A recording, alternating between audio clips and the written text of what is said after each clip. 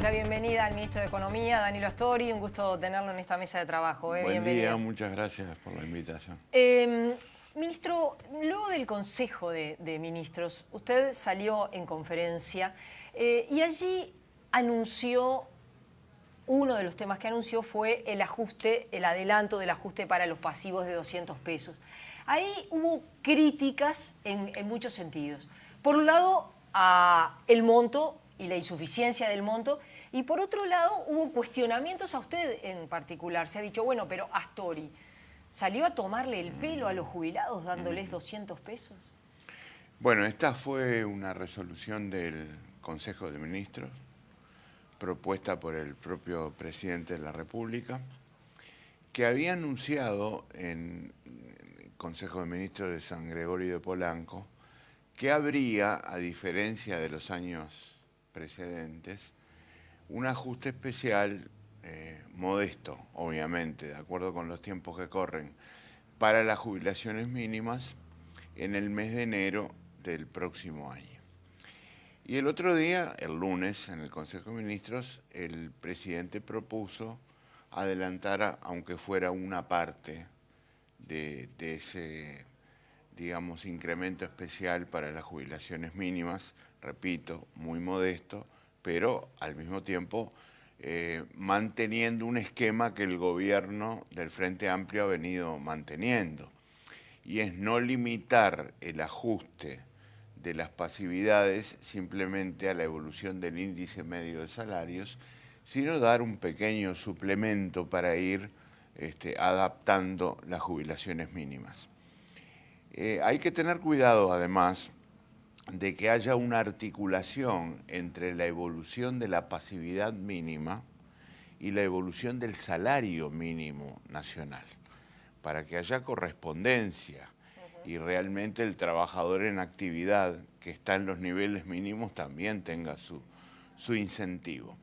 El presidente propuso entonces adelantar una parte de ese incremento. Yo quiero señalar que el año pasado, en julio aproximadamente, se destinó un incremento a las pasividades mínimas de 1/8 de base de prestación y contribución. Esos son aproximadamente 400 pesos. Y de ese modo, al fraccionar ese octavo de BPC este año, resultó esa cifra que es muy modesta, pero que a mí me parece que hay que ver en el contexto de la evolución que tienen las pasividades y al mismo tiempo el papel que se asigna a los pasivos en cuanto al reconocimiento de derechos. Por ejemplo, este mismo año están ingresando al FONASA con una disminución de su aporte miles de pasivos. Miles de pasivos que son los de mayor edad, además, los que pueden tener necesidades incluso más urgentes para intentar, digamos, disponer de un mayor bienestar en su vida. ¿Y usted cómo me vio parece la reacción que hubo? Porque del movimiento social, estoy pensando en la central sindical, en el PIT-CNT, pero también en las organizaciones de jubilados, se salió y dijo, y respecto en la referencia, porque usted fue el que hizo la presentación, bueno, Astori, ¿nos tomó el pelo? Vuelvo a repetir que fue una decisión colectiva. Claro. Y a mí se me encargó hacer la presentación y yo soy un integrante de este gobierno y por lo tanto también participo de las decisiones que se toman, entre las cuales se contó la decisión de que a mí me tocara presentar esa decisión. Y dar las explicaciones. Y respecto al otro tema que está vinculado con las pautas salariales, allí se genera, quizás desde el punto de vista político, incluso hasta un escenario complejo, porque es como que estamos en un momento en el que el gobierno del Frente Amplio, el gobierno de izquierda, está como peleado, si no sé la palabra es la exacta, muy peleado con el movimiento sindical, que está reclamando cambios en las pautas, y a la vez las cámaras empresariales señalando, estamos de acuerdo con con estos lineamientos. Entonces, ¿cómo se siente el gobierno y usted en particular con esta situación en la que se está más cerca de las cámaras empresariales y alejado de los planteos del movimiento sindical? Bueno, yo agradezco la pregunta porque contiene varios aspectos de interés. Y comienzo por el más importante. Peleados, jamás. Ni el gobierno está peleado con el movimiento sindical, ni interpreto que el movimiento sindical está peleado con el gobierno. Acá hay una palabra que en el movimiento sindical se usa mucho y yo comparto totalmente. Y esa palabra es independencia. El gobierno gobierna como corresponde, porque para eso fue electo por la ciudadanía y tiene un programa, que fue el programa por el que votó la ciudadanía, y el movimiento sindical defiende en forma absolutamente legítima los intereses de los trabajadores a los que representa. A veces coincidimos, a veces no. El país está atravesando por una etapa de desaceleración económica, en el marco de un contexto externo que se ha deteriorado no solo mucho, sino rápidamente, y estamos luchando, ¿verdad?, por encarar esta situación de la mejor manera posible. Tenemos una convicción, desde el punto de vista laboral, del trabajo, del mundo del trabajo. Uruguay tuvo muchas conquistas en los años de gobierno de Frente Amplio. Conquistas como, por ejemplo, haber llegado a incrementos del salario real de aproximadamente 60% en términos promediales. Y eso hay que cuidarlo. Entonces nos hemos planteado un primer objetivo, no retroceder respecto a esas conquistas. Y si es posible avanzar un poquito más, avanzar un poquito más. Digo un poquito más porque en épocas de desaceleración se desacelera todo. No se desaceleran algunas cosas sí y otras no. Entonces, primer gran desafío, no retroceder. En materia de poder adquisitivo, hasta ahora no hemos retrocedido. El salario real sigue creciendo en Uruguay, mucho menos que antes, pero sigue creciendo. Segundo objetivo crucial, en mi modesta opinión y en opinión del gobierno, defender el trabajo, defender las fuentes de empleo. Hemos perdido alrededor de 35.000 puestos de trabajo. Para Uruguay eso es mucho. Hemos perdido miles y miles de puestos de trabajo en sectores como la construcción. Y eso a mí me parece que es grave. Y tenemos que intentar defenderlo, cueste lo que cueste. Entonces, hemos diseñado un conjunto de lineamientos salariales que a nosotros nos parece le imprimen mayor flexibilidad a la negociación colectiva y permiten luchar por estos objetivos al mismo tiempo. Ahora, ha ocurrido una cosa que yo quisiera destacar. En algunos casos, los trabajadores y los empresarios se pusieron de acuerdo más allá de las pautas salariales. Y nosotros, gobierno, respetamos ese acuerdo.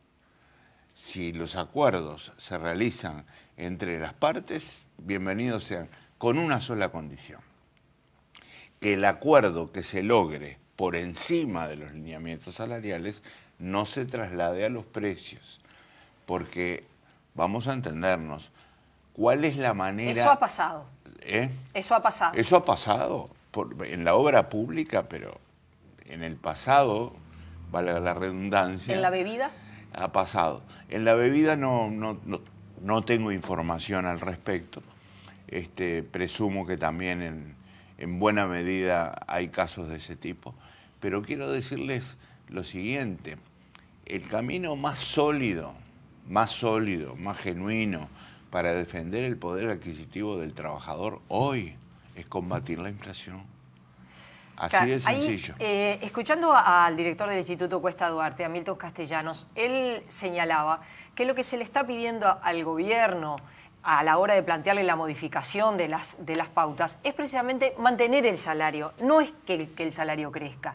Y a la vez hay como una molestia en la central sindical en cuanto al relato del gobierno. No reconocer que si uno fija pautas por debajo del 9% y la inflación está por encima de ese 9%, efectivamente se va a perder salario. Entonces dice, bueno, permítanos los correctivos, volver al ajuste 2015 para evitar que esa inflación nos coma el salario. Es lo que estamos tratando de hacer, que la inflación no coma el salario, precisamente. Y ahí tenemos una, quizá, diferencia de interpretación importante. Yo vuelvo a repetir lo que dije antes. El salario no solo no está cayendo, sino que sigue creciendo.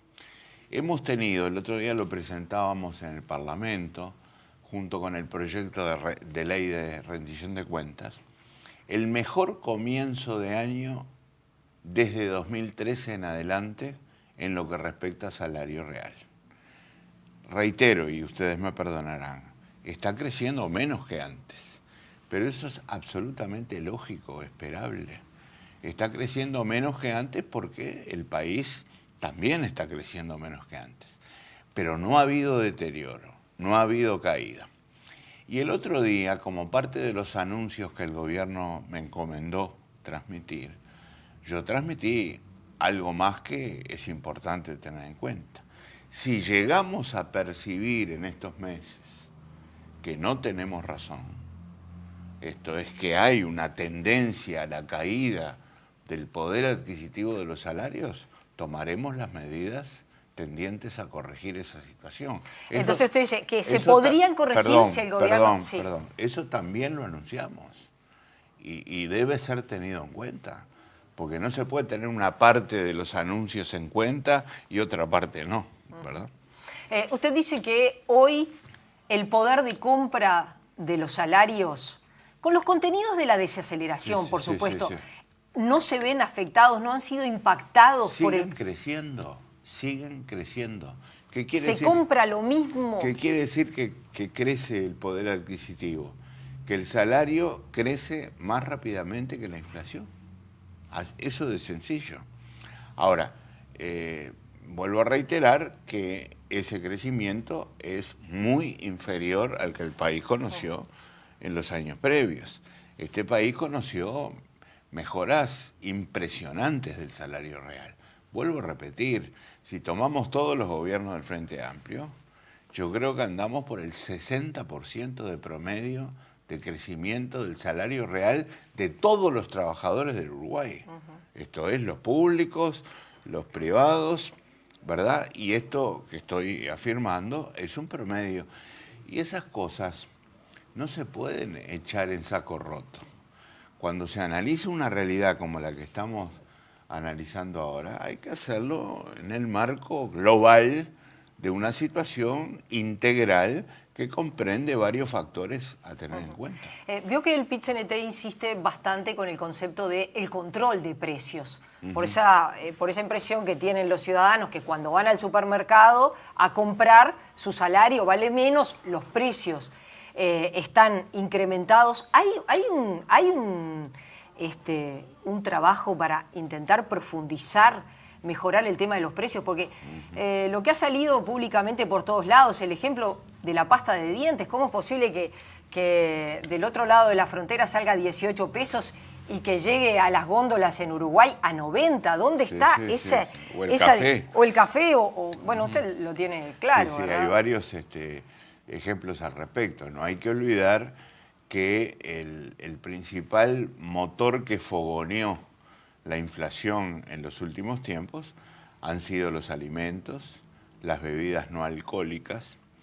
En particular las frutas y las verduras tuvieron incrementos realmente extraordinarios y en algunos casos sorprendentes.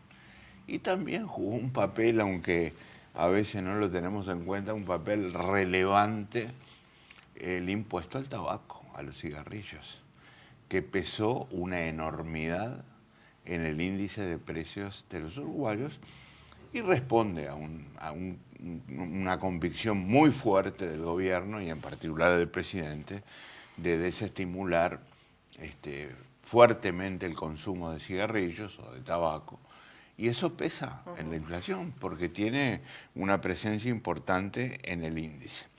Desde el punto de vista de los precios hemos hecho 3 cosas. En primer lugar, hemos intentado acuerdos de precios con los formadores de precios, las grandes superficies en particular, y más en particular la Asociación de Supermercados. Que ellos dicen que son tomadores de precios, no son... Sí, yo ahí tengo una discrepancia importante con esa visión. Yo creo que también tienen una influencia muy grande en los precios. De todas maneras, valoro que en el pasado, ahora no lo estamos haciendo esto, se logró durante 2 o 3 meses moderar los precios.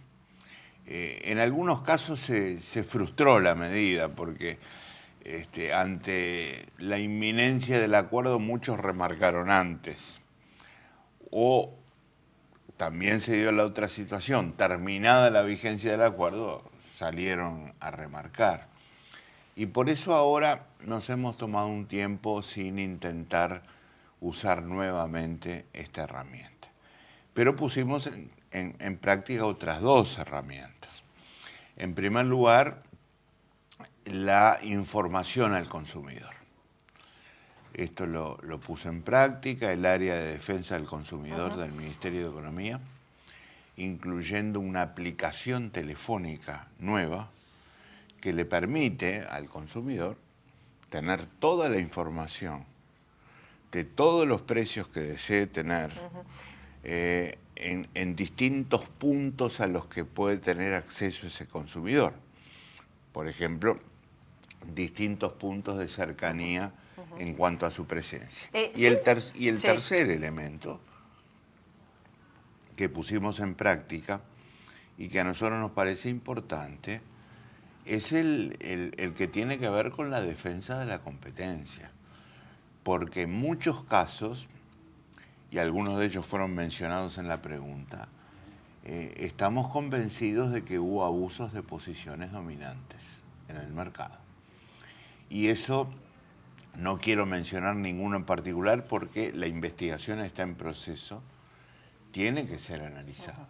La población lo tiene que conocer y el abuso tiene que ser sancionado.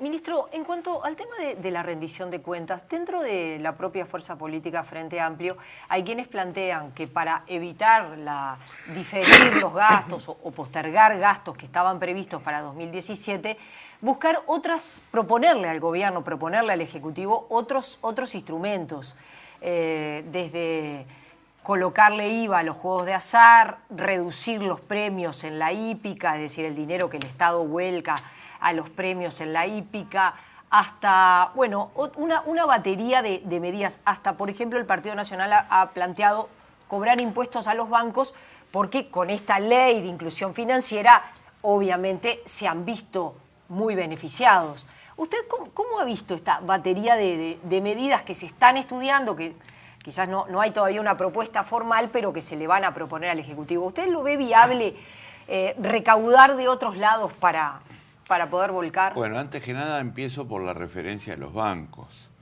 Las instituciones de intermediación financiera tuvieron un importante incremento de su carga tributaria con una medida que se tomó en diciembre del año pasado y que tiene que ver con la posibilidad de ajustar por inflación, ¿verdad?, los costos que tienen esas instituciones.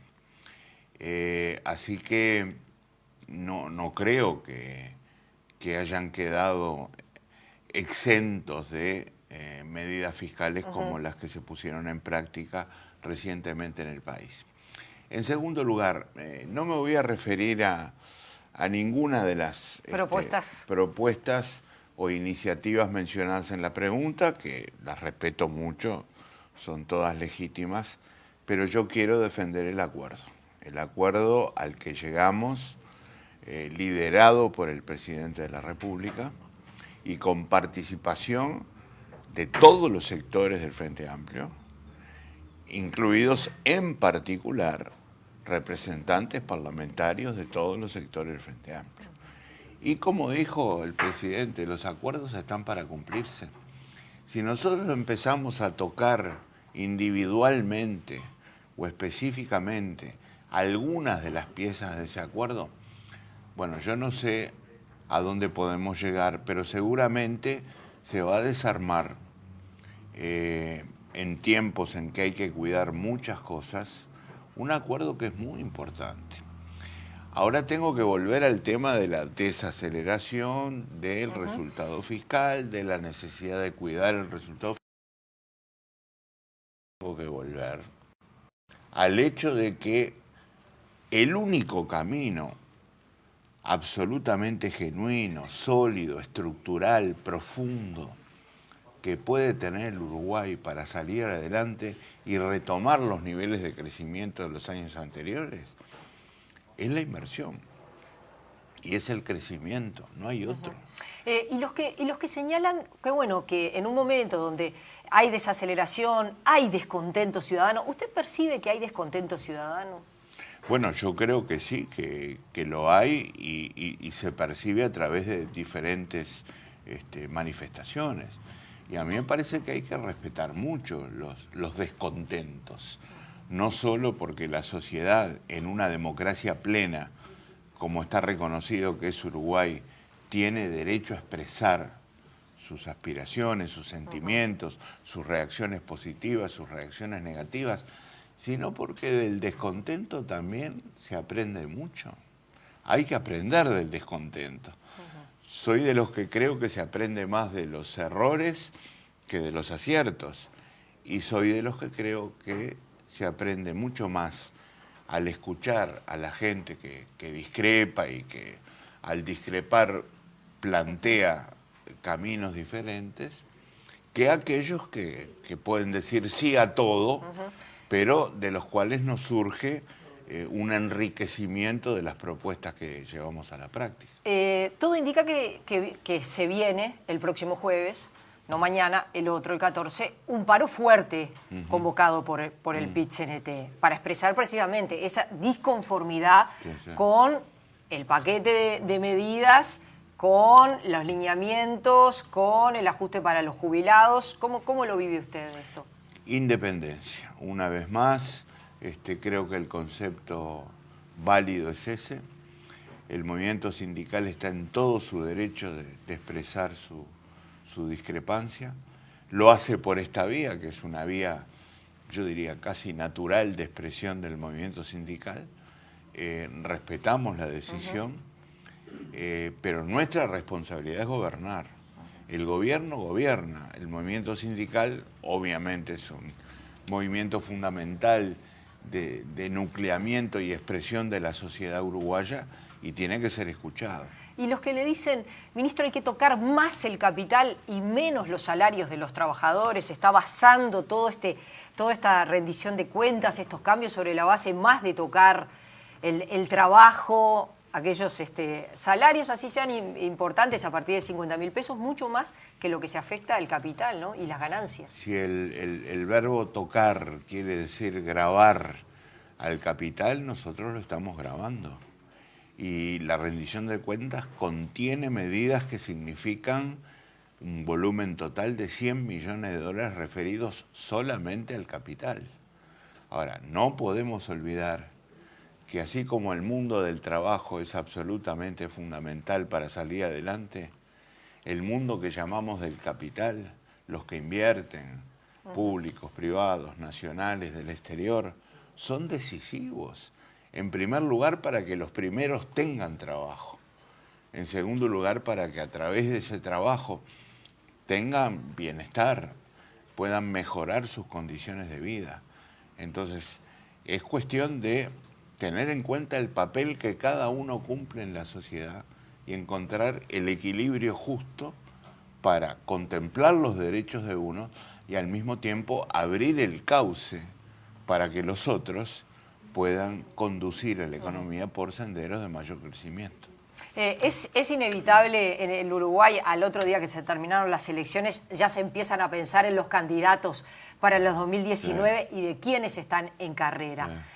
¿Danilo Astori está en carrera para el 2019? No, es un mal nacional en el que no quiero entrar de ninguna manera. Tengo demasiada responsabilidad como para distraerme en aspectos de ese tipo. Hay que concentrarse muchísimo en el trabajo que estamos haciendo. No es un no, es en este momento estoy concentrado en esto que estoy haciendo. Obviamente.